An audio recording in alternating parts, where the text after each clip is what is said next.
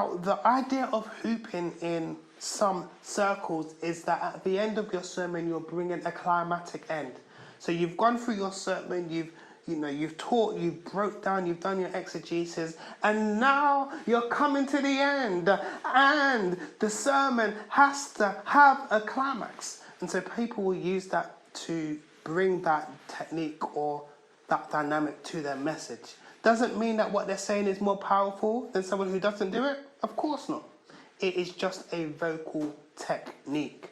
That if I'm at the key where I want it and I'm tuning good because I'm relaxed down here, it means that if I can't go nowhere else, I can at least go back to where I was, because I was there. And anywhere you were, you can go back to it.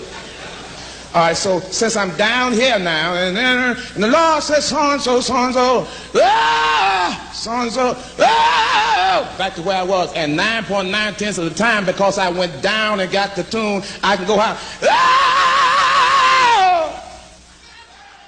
One of my main concerns with hooping is that you are kind of under pressure to freestyle what you are saying. You've got to stick to the rhythm. You've got to keep on saying things. And what I've noticed is that when people are hooping, sometimes they do not make sense. And it's not because they are rambling. It's because they are struggling to fill that space with words. And so sometimes they repeat themselves, or they say something that quite doesn't match up with the sermon. It's really good to understand where a technique has come from. Sometimes people do things because they've heard it and they don't really understand what the root is.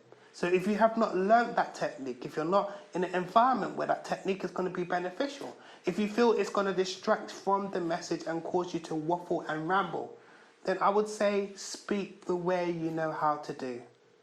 Consider the audience, whether they're used to it, and whether what you do is going to have an overall impact in homing down on the message or the point of your sermon. My name is Chris, I'm the Sermon Doctor. I'm not hooping out of here, but like, share, subscribe, leave a comment. Thank you.